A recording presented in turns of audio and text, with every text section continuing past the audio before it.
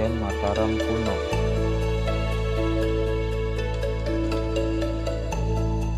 Kerajaan Mataram kuno atau Mataram Hindu merupakan kelanjutan dari Kerajaan Kalingga di Jawa Tengah sekitar abad ke-8 Masehi sebelum akhirnya pindah ke Jawa Timur pada abad ke-10 Masehi.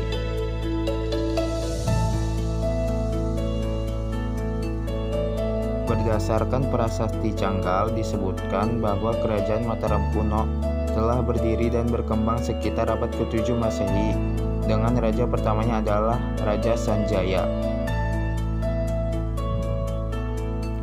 Terdapat 3 dinasti yang pernah berkuasa di Kerajaan Mataram kuno, yaitu Wangsa Sanjaya, Wangsa Shailendra, dan Wangsa Isyana.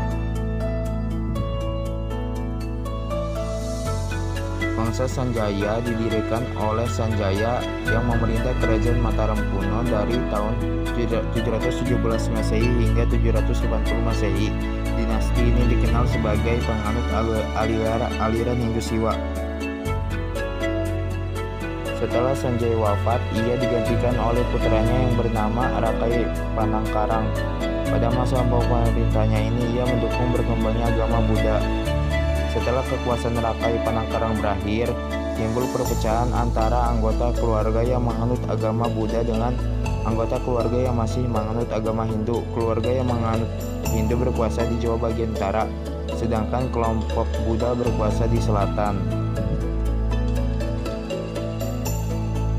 Perpecahan itu akhirnya berakhir karena adanya perkawinan antara Rakai Pikatan dengan Pramodawardhani pada tahun 824 Masehi. Setelah itu, dinasti Shailendra bersatu kembali di bawah pimpinan Rakai Pikatan.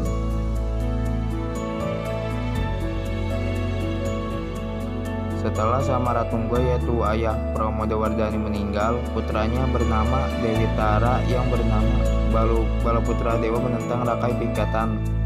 Dalam pertempuran itu, Balaputra Dewa semakin terdesak dan akhirnya melarikan diri ke Sumatera, kemudian menjadi raja di Kerajaan Sriwijaya.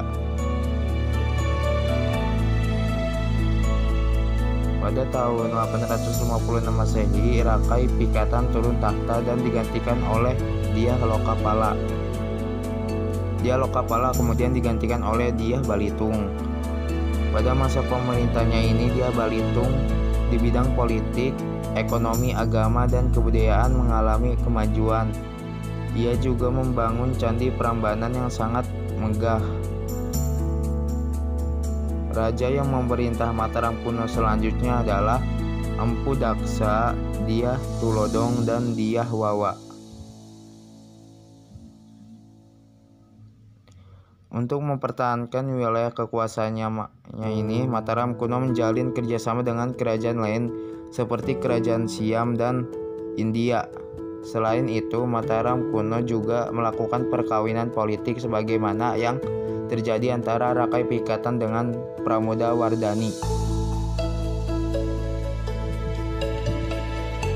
Wilayah kerajaan ini sangat subur sehingga rakyat menggantungkan hidupnya pada hasil pertanian.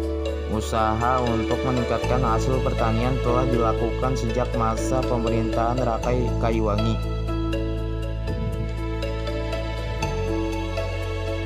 Agama yang berkembang di Mataram kuno adalah Hindu dan Buddha. Masyarakatnya tetap hidup rukun dan saling toleransi. Kebudayaan pada masa Kerajaan Mataram kuno cukup berkembang. Hal ini dibuktikan dengan banyaknya peninggalan candi dan prasasti.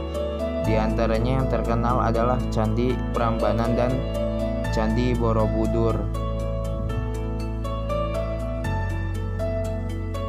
Setelah Dyah Wawa meninggal, Mataram kuno dipimpin oleh Empu Sindok.